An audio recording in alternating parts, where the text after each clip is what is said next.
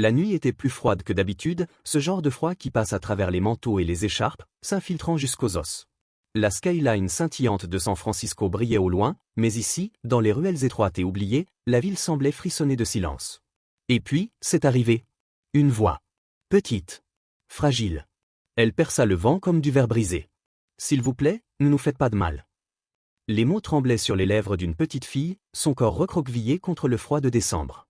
Sophie serrait son petit frère comme si ses bras étaient la dernière forteresse entre lui et le monde. Son visage était pâle, marqué de rouge par le vent, ses lèvres tremblaient, mais ses yeux étaient emplis de terreur. En face d'elle se tenait un homme qui possédait la moitié des tours qui scintillaient au-dessus de la baie de San Francisco. Richard High. Son nom gravé dans les façades de verre, imprimé sur des contrats valant des milliards, murmurait avec envie dans chaque salle de réunion. Pour la plupart, il était intouchable. Puissant. Inébranlable. Mais à cet instant, Richard s'immobilisa. Pour la première fois depuis des années, sa fortune ne signifiait rien. Dans cette ruelle sombre, à l'abri des rues lustrées, un secret l'attendait, un secret qui allait tout changer. Plus tôt dans la soirée, le monde de Richard avait semblé très différent. Il se tenait dans un grand salon, entouré de 300 des personnes les plus puissantes de la ville. Maires, investisseurs, célébrités, chaque verre rempli de champagne, chaque bouche débordant de louanges. Des lustres venus de Venise scintillaient au-dessus d'eux, reflétant la richesse et le succès de l'homme qu'ils célébraient. Il portait un toast à son nom. Ils s'extasiaient devant son dernier projet de gratte-ciel sur le front de mer. Ils applaudissaient sa générosité pour avoir financé une aile d'art à Stanford. Richard souriait, serrait des mains, acquiesçait à leur flatterie. Mais à l'intérieur, il ne ressentait rien. Avant le dessert, il s'était éclipsé. Comme toujours. Il pouvait acheter les applaudissements. Mais le sentiment d'appartenance? Cela lui avait toujours échappé. Quand la ville s'illumina de couleurs de fête, Richard errait sans but près de l'embarcadero. Ses chaussures crissaient sur le trottoir humide, l'odeur salée de la baie se mêlant à la légère puanteur de diesel des ferries. Son téléphone vibra pour la 10e fois dans sa poche, des salutations creuses des membres du conseil, des photos filtrées de verres de champagne s'entrechoquant. Aucun message ne portait de chaleur. Aucune voix ne l'appelait papa. Ou oncle. Ou même ami. Il éteignit le téléphone, le glissa profondément dans son manteau, et continua à marcher. Au Pier 39, des familles se rassemblaient sous le gigantesque sapin de Noël. Des enfants criaient de joie, leurs écharpes traînant alors que leurs parents les soulevaient pour voir les décorations scintillantes au-dessus. Richard détourna rapidement le regard, la vue brûlant plus que l'air glacial. Il s'engagea dans des rues plus calmes où les trottoirs fissurés remplaçaient les cartes postales, et où les magasins fermés avalaient les derniers échos de musique. Plus il avançait, plus l'obscurité s'épaississait. Et puis il l'entendit. Au début, il pensa que c'était le vent qui jouait des tours. Un faible sanglot brisé, presque englouti par le souffle de décembre. Richard s'immobilisa, sa respiration se condensant dans le froid. Un souvenir surgit, la voix de son père, dure comme le tonnerre, le silence de sa mère, plus lourd que les tempêtes. Mais non. Ce son était réel. Fragile. Désespéré. Il le suivit. Derrière une petite librairie café, coincée entre des poubelles, il la trouva. Une toute petite silhouette, pas plus âgée de 7 ans, accroupie contre le mur. Son sweat à capuche avait été rose autrefois, maintenant délavé et beaucoup trop fin pour l'hiver. Ses genoux étaient repliés contre sa poitrine, ses bras serrant un paquet qu'elle refusait de lâcher. Son visage était strié de rouge, des mèches de cheveux humides collant à ses joues. Et quand ses yeux levèrent les siens pour le regarder, la peur les élargit comme du verre brisé. « S'il vous plaît, ne nous faites pas de mal », murmura-t-elle à nouveau, ses mots sortant en halètements brisés. La poitrine de Richard se serra. La supplique coupait plus fort que n'importe quelle trahison qu'il avait connue dans les salles de conseil. La voix de Sophie le ramena à la réalité. « Vous nous renverrez si nous venons avec vous. Tout le monde le fait. » Ces mots frappèrent comme une lame. Combien de portes s'étaient-elles refermées sur le visage de ses enfants? Combien d'adultes les avaient regardés, et avaient décidé qu'ils étaient le problème de quelqu'un d'autre? Richard stabilisa sa voix. « Je ne vous renverrai pas. Pas ce soir. Vous n'avez pas à me croire encore. Laissez-moi juste vous réchauffer. S'il vous plaît. » Le dernier mot le surprit. Richard High ne mendiait pas. Pas pour des affaires. Pas pour le pouvoir. Pas pour rien. Et pourtant, il était là, suppliant une petite fille de 7 ans dans l'ombre de San Francisco. Les yeux sombres de Sophie l'observaient, la suspicion gravée profondément sur son jeune visage. Pendant un instant, il sembla qu'elle allait s'enfuir dans la nuit, Ethan serré contre sa poitrine. Puis, un faible toussautement brisa le silence. Ethan bougea, son petit corps frissonnant tandis que ses lèvres s'entr'ouvraient dans un doux gémissement. Ce son changea tout.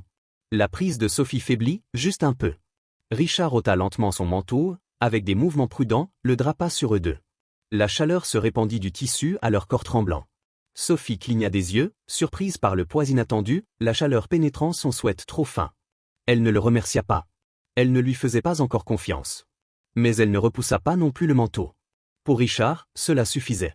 Dans ce moment fragile, l'homme qui avait passé des décennies à construire des tours réalisa quelque chose de dévastateur, le verre et l'acier ne signifiaient rien s'ils ne pouvaient pas protéger l'enfant frissonnant devant lui. Le vent de la baie fouettait la ruelle, mais Richard ne le sentait plus.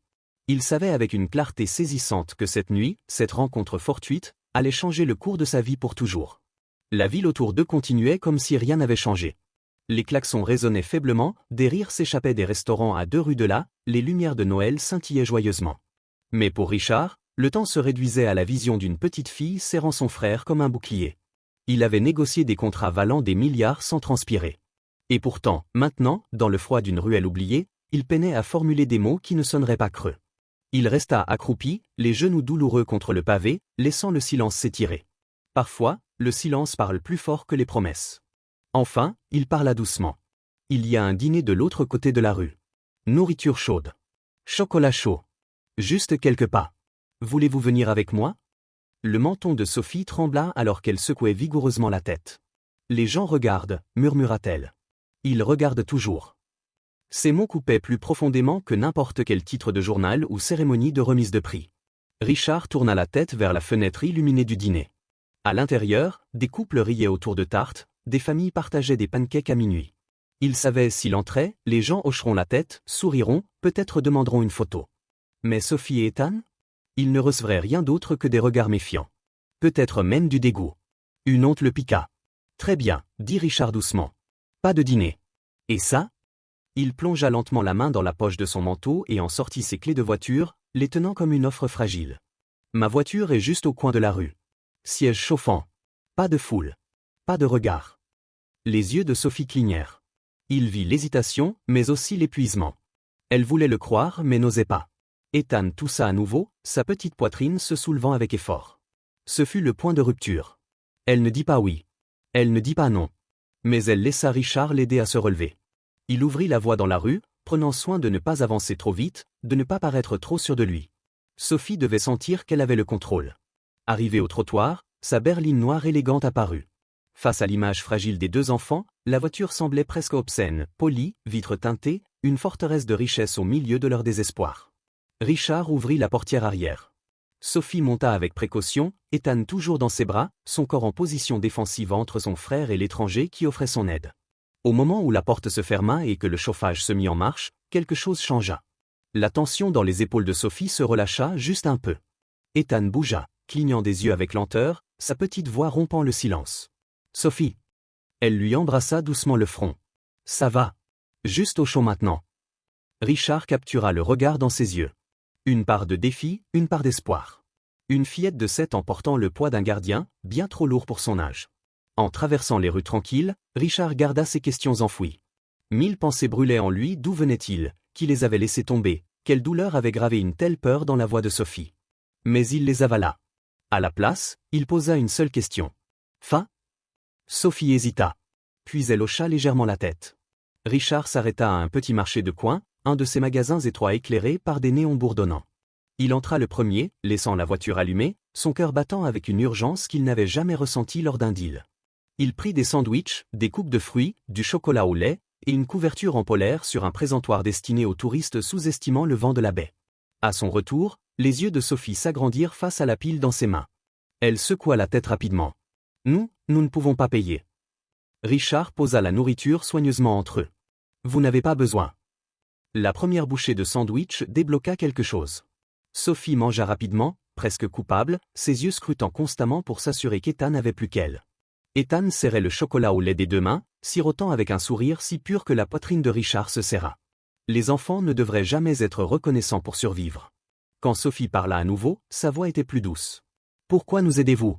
Les gens passent normalement leur chemin. » Richard serra le volant, fixant l'intersection vide devant lui. « Parce que je n'ai pas pu passer mon chemin cette fois. » C'était tout ce qu'il dit. La vérité était plus lourde, sa propre solitude, les fantômes d'une enfance qu'il se permettait rarement de se rappeler. Mais ce n'étaient pas des réponses dont une fillette de 7 ans avait besoin. Dehors, les lumières néons se brouillaient en rue plus calme alors qu'il roulait sans but. Il n'avait aucun plan autre que de les garder en sécurité cette nuit. Puis, la voix de Sophie brisa de nouveau le silence. Vous appellerez quelqu'un, n'est-ce pas? Quelqu'un pour nous emmener. La question frappa fort. Richard pensa au système de placement familial, des dossiers accumulant la poussière, des frères et sœurs séparés, des enfants déplacés comme des pions d'un étranger à l'autre. Il se souvint de la voix tremblante de Sophie dans cette ruelle. Ne nous faites pas de mal. Non, dit-il fermement. Je n'appellerai personne ce soir. Vous resterez avec moi, jusqu'à ce que nous trouvions une solution.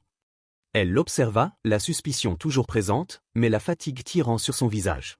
Lentement, elle appuya sa tête contre le siège, tenant toujours Ethan contre elle. Pour la première fois, ses yeux se fermèrent. Richard conduisit vers sa tour pentouse surplombant la baie. Le portier cligna des yeux, surpris de voir les enfants emmitouflés à l'arrière, mais le regard de Richard coupa court à toute question. Dans le hall en marbre, Sophie se recroquevilla, serrant encore plus Ethan. Richard s'agenouilla à côté d'elle. Personne ici ne vous touchera. Suivez-moi juste. À l'étage, les portes du pentouse s'ouvrirent sur un palais de verre. Des fenêtres du sol au plafond scintillaient des reflets des lumières de Noël. Des œuvres d'art brillaient sur des murs immaculés. C'était un royaume construit pour un homme. Pas pour deux enfants qui sentaient encore légèrement la ruelle humide. Sophie s'immobilisa à l'entrée, ses pieds hésitants, comme si elle avait peur de salir le sol impeccable. Richard le remarqua. Silencieusement, il étala la couverture en polaire sur le canapé. « Tiens, dit-il doucement. C'est pour vous ce soir. » Elle installa Ethan avec précaution, lui brossant les cheveux avec une tendresse qu'un parent seul devrait connaître. Richard observa en silence, frappé par la vérité cruelle, cet enfant avait été forcé de grandir bien trop vite. Une demi-heure plus tard, Ethan dormait sous la couverture, sa respiration régulière. Sophie restait assise au bord du canapé, les genoux serrés, regardant les lumières scintillantes du Bay Bridge. Puis, sa voix brisa de nouveau le silence. « Si nous nous endormons, serez-vous toujours là quand nous nous réveillerons ?» La question perça plus profondément qu'elle ne le savait. Richard avait quitté d'innombrables pièces dans sa vie, des salles de gala, des réunions de conseil, même des relations. Il ne restait jamais assez longtemps pour voir ce qui venait après. Mais ce soir était différent. Il desserra sa cravate, s'enfonça dans le fauteuil en face d'elle et dit « Oui, je serai juste là. » Ses yeux scrutaient son visage à la recherche de fissures dans sa promesse. Puis, lentement, elle s'allongea près d'Ethan. En quelques minutes, sa respiration se régula et elle s'endormit. Richard resta éveillé, observant les deux petites silhouettes blotties sous la lueur des lumières de la ville. Il avait passé sa vie à construire des tours qui touchaient le ciel. Mais il n'avait jamais construit quelque chose qui avait vraiment de l'importance. Et pour la première fois, il réalisa, peut-être était-il prêt à commencer. La lumière du matin se répandit sur le pentouse comme de l'or liquide, traversant le silence. Pendant des années, la maison de Richard avait été un monument à la solitude, sol en marbre blanc, mur de verre, œuvre d'art belle mais vide de sens. Mais maintenant, quelque chose avait changé. Près de la table basse, deux petites chaussures étaient abandonnées négligemment. Un carton de lait chocolaté à moitié vide trônait sur le comptoir. Et sur le canapé, sous une couverture en polaire ornée d'étoiles de dessins animés, Sophie et Ethan dormaient, blottis l'un contre l'autre comme si le monde extérieur menaçait encore de les séparer. Richard se tenait pieds nus près de la fenêtre, le café refroidissant dans sa main, le regard fixé sur eux. Il n'avait pas dormi. Chaque fois qu'il fermait les yeux, la voix de Sophie résonnait dans sa tête. « Si nous nous endormons, serez-vous toujours là ?» Il avait promis. Et pour une fois dans sa vie, il avait tenu cette promesse. Mais le poids de cette promesse pesait plus lourd que n'importe quel contrat qu'il avait jamais signé. Ethan bougea le premier. Ses cils papillonnèrent, sa petite main agrippant la couverture. Il cligna des yeux devant la pièce luxueuse, la confusion se lisant sur son petit visage. « Nous ne sommes pas dehors, » murmura-t-il, la voix rauque. Richard s'agenouilla à côté de lui, posant son café. « Pas aujourd'hui, mon pote, » dit-il doucement. Sophie se réveilla quelques instants plus tard, instantanément alerte, ses instincts protecteurs en éveil. Ses yeux parcoururent la pièce inconnue, puis se posèrent sur Ethan, et enfin sur Richard. La suspicion persistait, aussi tranchante que la veille, mais plus douce maintenant. Une étincelle de confiance, peut-être. Ou peut-être juste de la fatigue. Richard commanda le petit déjeuner auprès des chefs de l'hôtel, mais transporta lui-même les plateaux. Il ne voulait pas que des étrangers les effraient. Pancakes, œufs brouillés et fruits remplissaient la table. Au début, Sophie refusa, secouant fermement la tête. « Nous n'avons pas faim. » Mais lorsqu'Ethan se jeta sur ses œufs avec l'enthousiasme d'un enfant, elle céda. Elle découpa sa nourriture en petites bouchées avant de toucher quoi que ce soit. Richard observa, frappé par le rituel silencieux, cette petite fille qui avait appris bien trop tôt à mettre son frère en premier. L'admiration et la tristesse se mêlaient en lui. Après le petit déjeuner, Richard réalisa que la nourriture et la chaleur ne suffisaient pas. Les enfants avaient besoin de plus que de survivre. Il devait se souvenir de ce que cela faisait de vivre. Il disparut dans son dressing, sortant 2 manteaux qu'il n'avait jamais portés. Laine chère, taillés pour la mode, pas pour la chaleur. Sur Sophie et Ethan, les manteaux paraissaient ridiculement grands, engloutissant leur petit corps. Ethan gloussa lorsque ses manches dépassèrent de ses mains, et ce simple son en valait la peine. Quelque chose se dénoua dans la poitrine de Richard. « Allez, dit-il. Sortons. » Ils conduisirent jusqu'au Golden Gate Park. L'air du matin était frais, l'herbe couverte de rosée. Les rires d'enfants s'élevaient du terrain de jeu, se mêlant aux accords de guitare d'un musicien de rue. Sophie s'immobilisa à l'entrée, la main d'Ethan verrouillée dans la sienne. « Nous n'avons pas notre place ici, murmura-t-elle, la voix à peine audible. Richard s'agenouilla jusqu'à ce que ses yeux rencontrent les siens. « Vous avez plus votre place ici que moi, dit-il doucement. Allez. » Au début, ils restèrent sur le bord, observant les autres enfants grimper et courir. Les yeux d'Ethan s'illuminèrent devant les balançoires. Soudain, il se libéra, courant à travers l'herbe avec une énergie que Richard n'avait jamais vue. Son rire retentit, haut et libre. Sophie le suivit, plus lente, prudente. Elle s'assit sur une balançoire à côté de son frère, serrant les chaînes avec force. Richard les poussa doucement, ses chaussures de luxe s'enfonçant dans le paillis humide. Son manteau de designer frottait contre la poussière, mais pour une fois, il s'en moquait. Les cheveux de Sophie volaient au vent, et un sourire se dessina sur son visage, hésitant, mais réel. Richard le mémorisa. C'était la première fois qu'il voyait la joie scintiller dans ses yeux. Ils se promenèrent dans le Japanese Tea Garden, les quais tourbillonnant sous les ponts, les cerisiers obstinés malgré le froid hivernal. Sophie s'arrêta près de l'eau, contemplant les poissons rouges. « Maman me racontait des histoires sur les poissons, » dit-elle doucement. Elle disait qu'ils ne s'arrêtent jamais de nager. Même quand ils sont fatigués.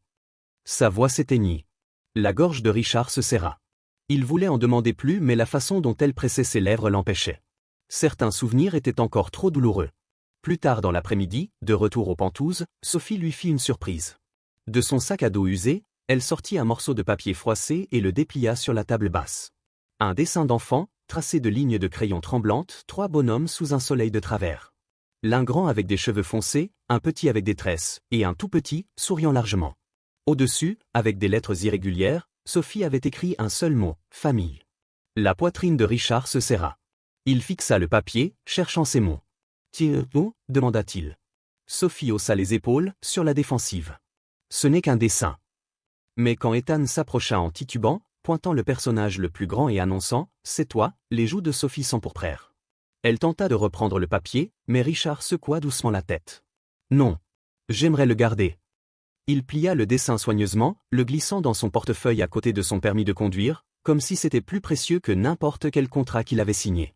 Sophie cligna des yeux, étonnée qu'il le considère comme quelque chose de précieux. Au fil des jours suivants, un rythme fragile commença à se former. Richard cuisinait, bien que ses tentatives fussent maladroites au possible. Des sandwichs au fromage grillé brûlé jusqu'au noir, des soupes trop salées au point de faire rire. Mais Sophie riait de ses échecs, le corrigeant avec le sérieux d'une enseignante. « Remue doucement », lui disait-elle. « Goûte avant d'ajouter davantage. » Ethan frappait une cuillère sur une casserole, dirigeant le chaos comme un petit maestro. Pour la première fois depuis des années, le pantouse de Richard embaumait la nourriture et le rire. La nuit, Sophie avait du mal à dormir. Elle se tournait et se retournait, ses yeux s'ouvrant à chaque grincement du bâtiment. Un soir, Richard la trouva recroquevillée au bord du canapé, bien après qu'Ethan se soit endormi. « Mauvais rêve » demanda-t-il. Elle hocha silencieusement la tête. Il hésita, puis se dirigea vers la vaste fenêtre. « Quand j'avais ton âge, je comptais les étoiles quand je n'arrivais pas à dormir. Veux-tu essayer ?»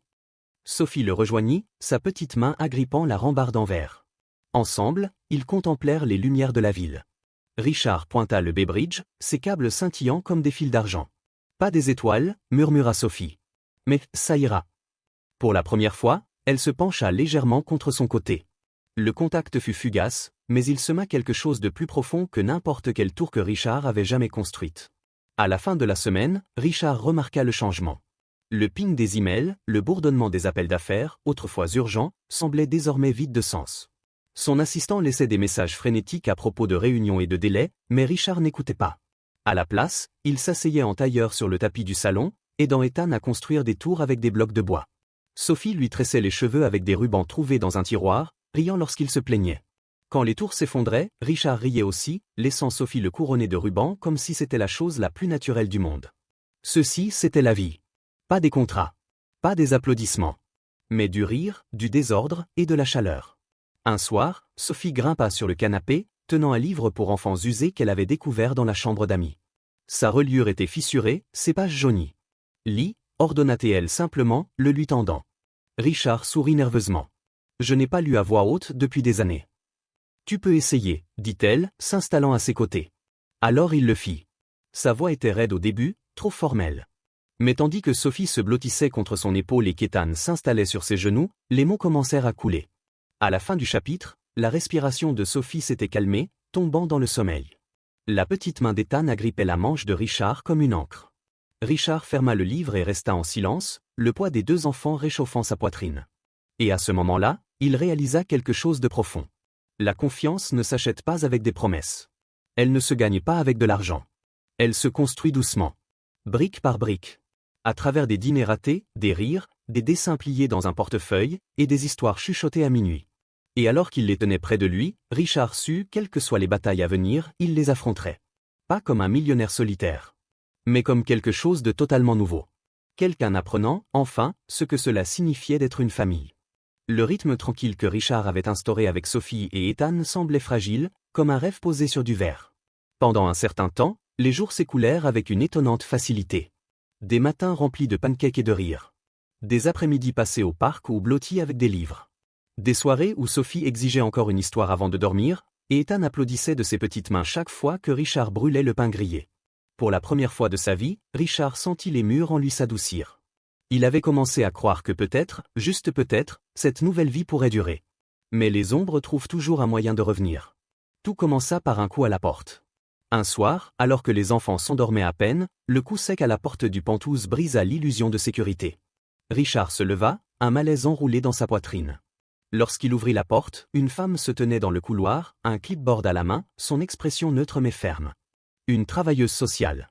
Elle expliqua que des signalements avaient été faits, 2 mineurs vivant maintenant dans sa résidence sans autorisation. Elle devait les voir. Richard s'écarta à contre-cœur, la mâchoire serrée. Dès que Sophie aperçut le badge de la femme, son visage pâlit. Elle agrippa le bras d'Ethan de ses deux mains. « Ils vont nous emmener », murmura-t-elle, terrifiée. Richard s'agenouilla à côté d'elle instantanément, sa voix calme mais urgente. « Personne ne va vous emmener nulle part.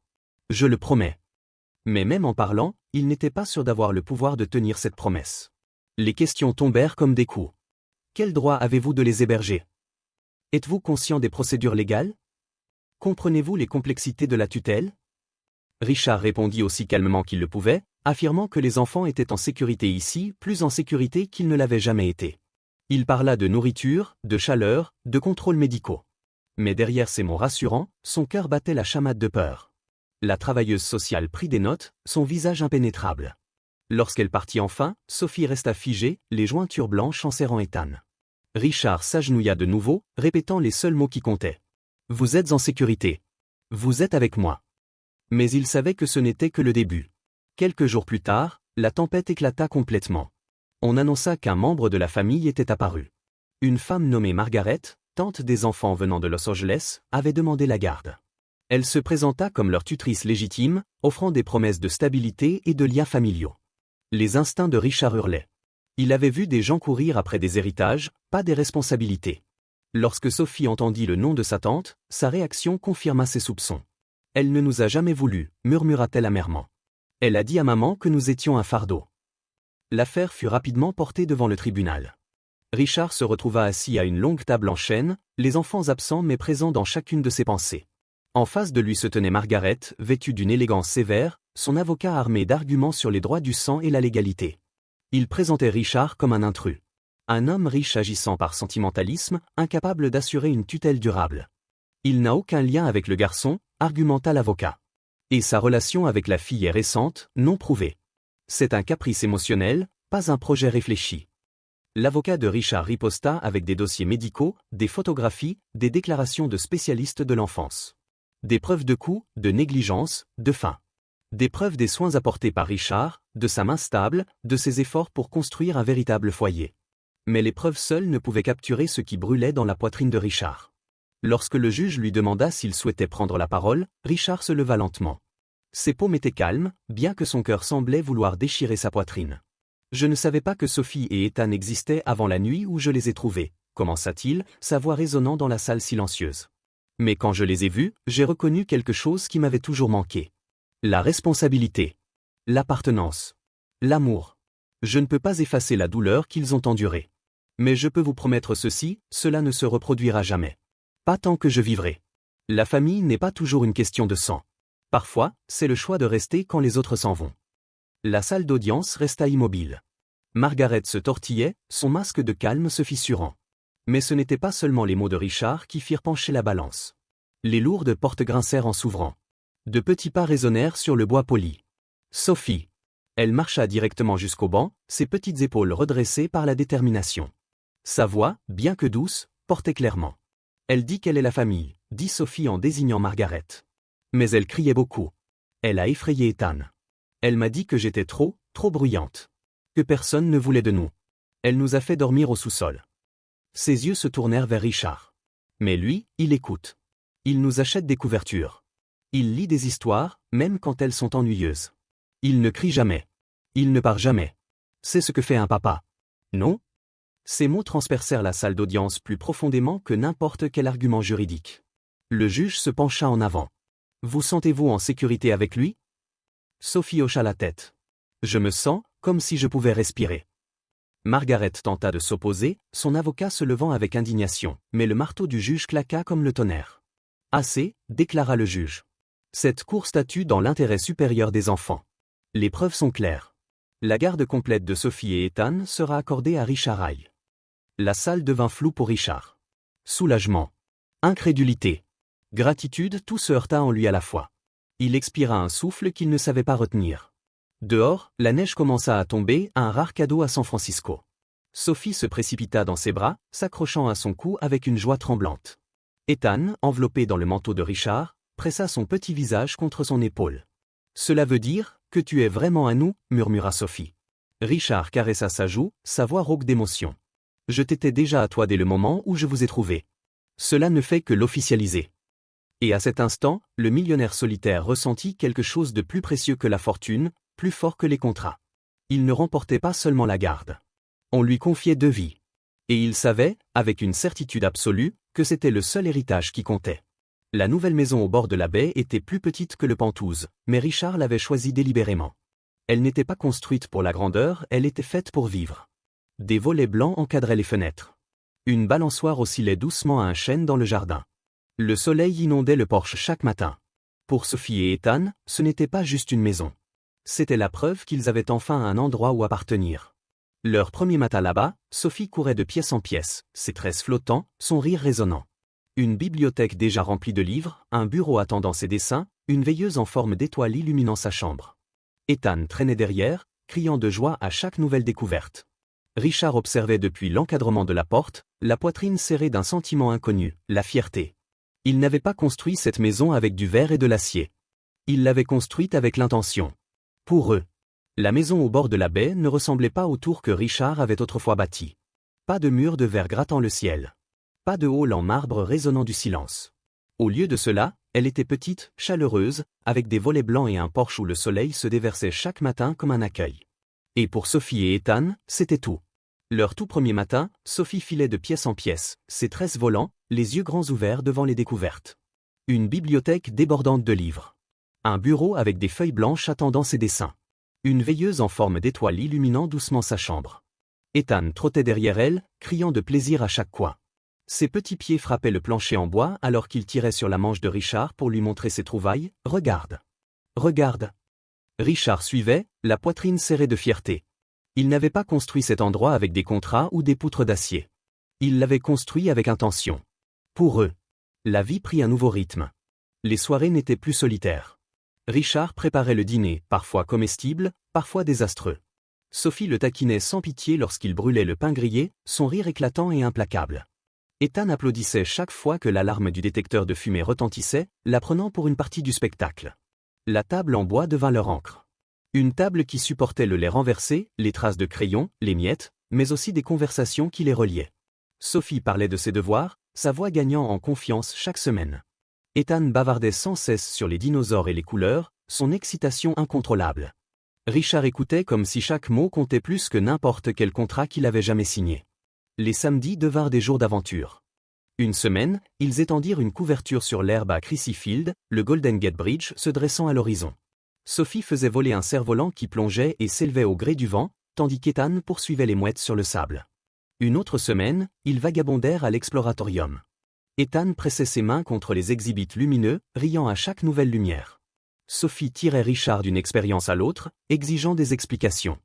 Richard ne connaissait pas toujours les réponses, mais il essayait, et l'étincelle dans ses yeux lorsqu'il réussissait valait tout.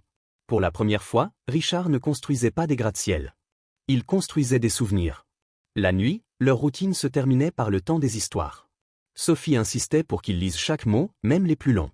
Ethan, plus agité, s'endormait généralement à mi-chemin, la tête lourde sur la poitrine de Richard. Lorsque le livre se refermait, la voix douce de Sophie murmurait « Tu seras là demain, n'est-ce pas ?» Et Richard répondait toujours « Chaque demain où tu voudras que je sois là. » Avec le temps, Sophie a cessé de poser la question. Elle le savait simplement. Un après-midi de printemps, Sophie emmena Richard dans le jardin.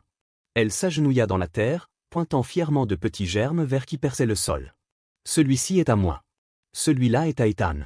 Et celui-ci est à toi, dit-elle, sa voix pleine de fierté. Puis elle s'arrêta, pressant doucement un petit marqueur en bois dans la terre. Et celui-ci est pour maman. Sa voix s'adoucit. Elle aimait les tournesols. Elle disait qu'ils avaient toujours l'air de sourire. La gorge de Richard se serra. Il se baissa à côté d'elle, posant légèrement sa main sur la sienne. Alors ce jardin sourira toujours avec elle. Sophie hocha la tête, ses tresses rebondissant, les yeux brillants mais humides. Ce n'était plus seulement un jardin. C'était un souvenir préservé.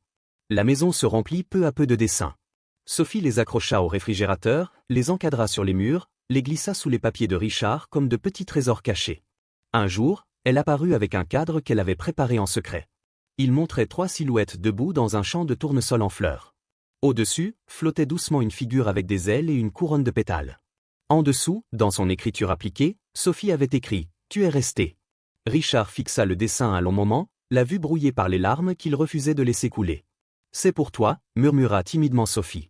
Richard la serra dans ses bras, et Ethan se glissa entre eux en riant, ses petits bras s'agrippant fermement. Le poids du chagrin se fissura, remplacé par une chaleur si forte qu'elle faillit faire tomber Richard à genoux. Ce soir-là, ils construisirent une cabane avec des couvertures dans le salon. Les chaises devinrent des murs, les quilts des toits, et Sophie accrocha des guirlandes lumineuses au plafond. À l'intérieur, ils mangèrent du pop-corn dans des bols en papier, racontant des histoires. Sophie inventait des récits avec son imagination débordante, Ethan ajoutait des bêtises, et Richard riait jusqu'à en avoir mal au ventre. Lorsque les lumières s'éteignirent et que les enfants s'endormirent, Richard resta éveillé, écoutant le rythme de leur respiration régulière. Il pensa à l'homme qu'il avait été, celui qui construisait des tours touchant le ciel mais jamais son cœur. L'homme qui remplissait ses nuits de silence et ses matins de succès vides. Maintenant, tenant le monde dans ses bras, il comprenait enfin le véritable sens de la fortune. Au fil des mois, les démarches administratives se transformèrent en permanence. Un matin, Richard se retrouva de nouveau dans un tribunal. Mais cette fois, ce n'était pas un combat. C'était un commencement. Le juge finalisa l'adoption d'Ethan, glissant les papiers sur le bureau avec un hochement approbateur. Richard signa d'une main ferme, son nom coulant sur la page. Son avocat le félicita, mais Richard à peine écoutait. Ses yeux étaient fixés sur les 2 petites silhouettes qui l'attendaient dans le couloir. Il pensa à une seule chose, c'est le seul contrat qui compte. Ce soir-là, quand Sophie demanda ce que cela signifiait, Richard s'agenouilla devant elle. « Cela veut dire que je ne reste pas juste pour le moment. Je reste pour toujours. » Elle ne répondit pas avec des mots. Elle se contenta de l'enlacer et murmura « Alors nous sommes chez nous. » Le millionnaire solitaire ne l'était plus. Le soleil se leva sur la baie, répandant une lumière dorée sur leur petite maison. Une balançoire grinçait doucement dans le chêne, et les tournesols se balançaient dans le jardin, leurs visages tournés vers le ciel. Richard se tenait sur le porche, le café réchauffant ses mains, regardant Sophie courir après Ethan à travers l'herbe. Les rires résonnaient comme de la musique. Il avait autrefois mesuré sa valeur en contrats, en tours de verre et d'acier. Mais ici, entouré de la famille qu'il n'avait jamais espérée, il apprit la plus grande vérité. La richesse sans amour est vide. Mais l'amour une fois trouvé peut transformer même la plus petite maison en royaume. L'histoire de Richard Haye commença dans le silence. Un homme qui construisait des tours de verre, qui pensait posséder la ville, mais qui n'avait rien de vraiment important. Sa vie bascula la nuit où une petite fille tremblante murmura dans l'ombre, « Ne nous fais pas de mal ». Cette simple supplication fissura l'armure qu'il avait construite autour de lui. Et à partir de ce moment, l'homme qui mesurait autrefois sa valeur en contrats et applaudissements commença à apprendre quelque chose de bien plus grand, ce que signifiait être un père. Sophie n'avait que 7 ans, mais elle se tenait comme quelqu'un qui avait traversé des tempêtes. Farouche, protectrice, peu encline à faire confiance facilement. Elle protégeait Ethan du monde avec la force d'un soldat. Ethan, seulement 4 ans, était fragile et petit, mais son rire était une sorte de lumière. Chaque éclat de rire, chaque sourire, rappelait à Richard ce qu'était l'innocence. Ensemble, ils n'étaient pas simplement 2 enfants trouvés dans une ruelle. Ils étaient la famille qu'il ne savait pas qu'il cherchait. La vie dans la petite maison au bord de la baie se déroulait en petits rituels précieux. Les matins avec des petits déjeuners désordonnés et des pancakes jamais parfaits. Les après-midi où Sophie montrait à Richard comment tresser les cheveux, et Ethan empilait des blocs plus hauts que lui avant de les renverser avec un plaisir fou. Les soirées passées dans des cabanes de couverture, des histoires racontées sous des guirlandes lumineuses et des promesses murmurées. « Demain, je serai encore là ». Pour Sophie et Ethan, cela signifiait sécurité. Pour Richard, cela signifiait un but. L'homme qui construisait autrefois des gratte-ciel apprit que les véritables héritages ne se faisaient pas de verre ou d'acier.